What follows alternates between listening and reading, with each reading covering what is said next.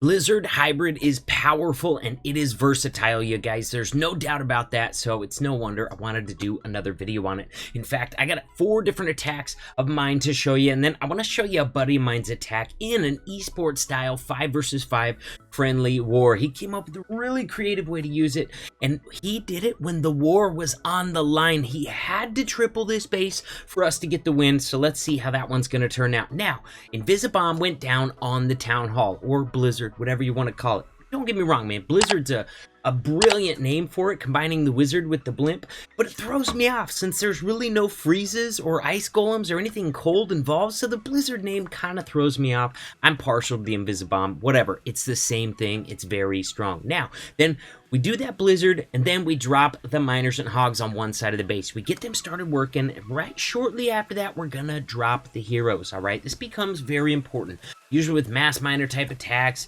common wisdom for so long would be drop the heroes first to set the funnel. That's really no longer the case, and I'm going to tell you why, man. You want the heroes to go down just in time to get the funnel, but not too soon that they're taking the full force of those defenses, all right? If you can get the miners and hogs in there tanking for the heroes while the heroes are cutting in that funnel, then you can keep your heroes alive for a really long time on these attacks, and that can become so key at the end of these raids, all right? Especially with this meta, you got the open corners on the bases. Look at this scatter shot compartment right here, man, and then look at the health on these heroes, all right? We still got full health king, queen, and royal champion. So even at this point, if all your miners and hogs are dead, you can use those hero abilities and get the rest of this entire base knocked out. Even if we didn't have a royal champion right there, man, we still got a king ability, we still got a queen ability. Are you kidding me? This base is annihilated. Next example, look at this. We're using a loon to tank in front of the blimp. We're gonna try and drop that blimp down right next to that scatter shot, right next to that single, in an area where it can go forward in the base and behind to cut out a really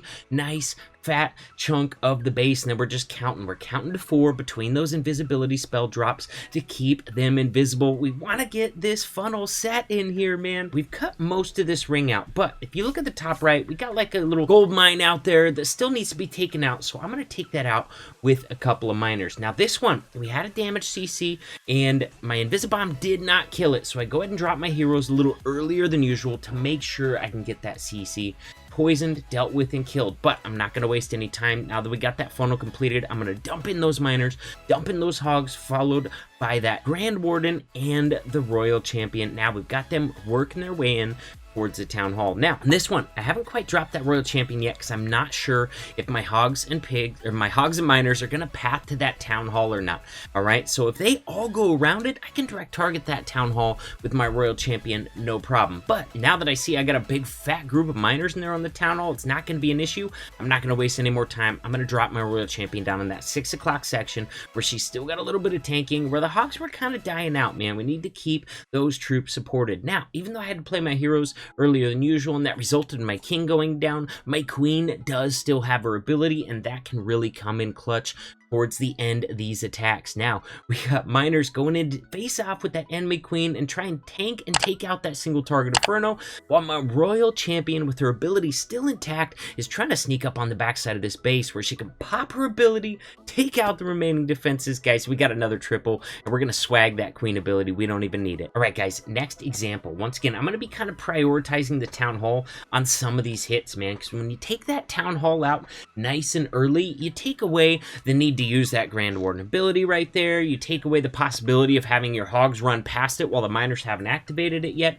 So if you can take out the Town Hall and some other decent value, that is always a pretty safe and good direction to go with it. Yes, I am still going to have 2 scatter shots in this base, but look how closely packed they are, man. I should be able to time my Grand Warden ability so that he can cover a lot of the damage that's coming down from those scatter shots. Also, we got 3 freaking heal spells in this army composition, all right? We've cut the outer ring by using a few miners, and now if I just move my head to the side, you can see where we're choosing to start them, and then heroes are going to go cut in that funnel with the help of an ice golem on the other side. Now, we got that scatter shot is already in there on a big group of troops, so I needed to be a little faster with the heals there. I gotta keep these troops healed up for these scatter shots. Now we're coming into damage from 2 different scatter shots, so I'm going to be popping my Grand Warden ability right there. We're going to use that poison in the middle of the base because we had a ton of skelly spells, which can really slow down the miners.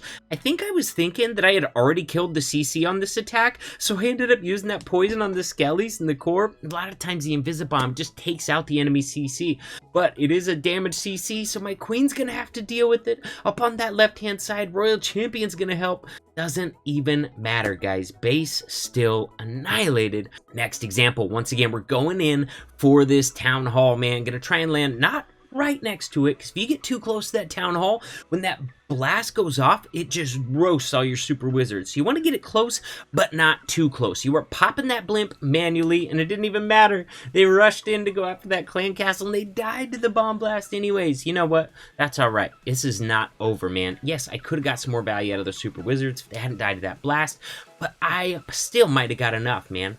Miners, hogs, heroes on the side. And look at this king. He's going to be tanking this first scatter shot beautifully, keeping those scatter shot blasts off my hogs and miners for as long as possible, trying to allow them to get as far into this base as they can before they start dying off those massive blasts. Now, we got multi-damage, we got giant bomb damage all coming in onto these hogs and miners, so we're going to drop that next heal right there. And now this core, we got a scatter shot that can reach, we got a multi-target inferno, so we kind of drop a heal that's going to cover 2 different sections at once, and it's going to work out pretty well with that Grand Warden ability. Royal Champion's ability managed to take out that scatter shot, and all of a sudden, this one's looking pretty dang good again, especially now that we got miners in there taking out that single target inferno. Are you kidding me?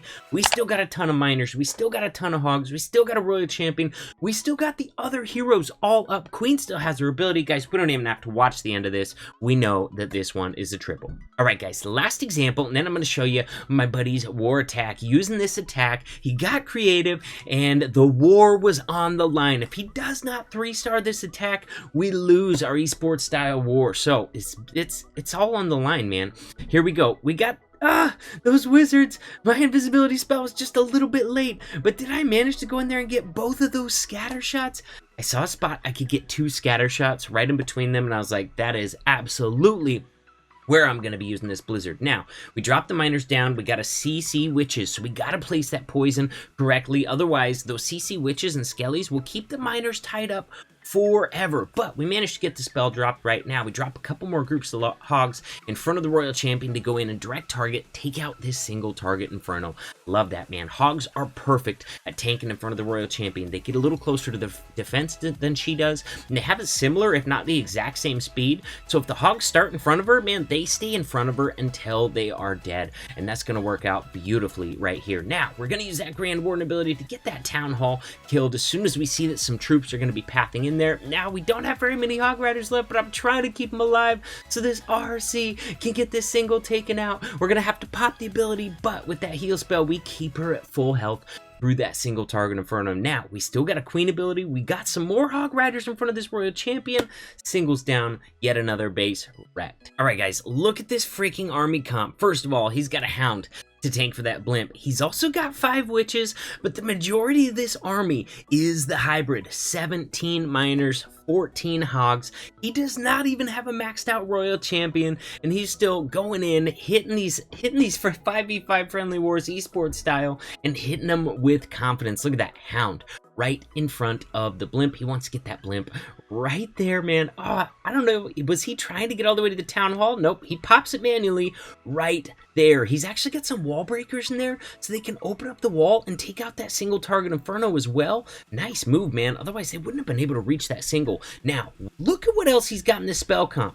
He's got some damage on this scatter shot, but not enough to get it down, so he drops a quake on it to take it out, dude. What an OP move, man. I cannot wait to use that myself in war. Now, to deal with the clan castle and get the funnel established, he drops down an ice golem with the king and 5 witches. Now, over here, he's trying to cut this other side of the funnel using that Royal Champion and the queen. It looks like he wants to be starting these miners and hogs on that town hall. It has already been activated by the damage from the super wizards, so you don't have to worry about the hogs rushing past it. Beautiful freeze value, by the way, Bomb Tower, Wizard Tower, and Town Hall, but his Grand Warden is not cooperating. The Warden was not keeping up with all those troops. There we go. He gets that Grand Warden ability off, but he's gonna have to get a heal down pretty soon to get these troops healed back up to full health before that scatter shot can start raining damage down on them. Now, King is rushing ahead, but those witches are stuck back there trying to kill the Hound and get the Hound dealt with. Let's see how this is gonna go, man. He's got his last heal down on the board. He pops that Queen ability. She's gonna go get the single, which could be huge if his Royal Champion would have stayed alive. This is tense, man.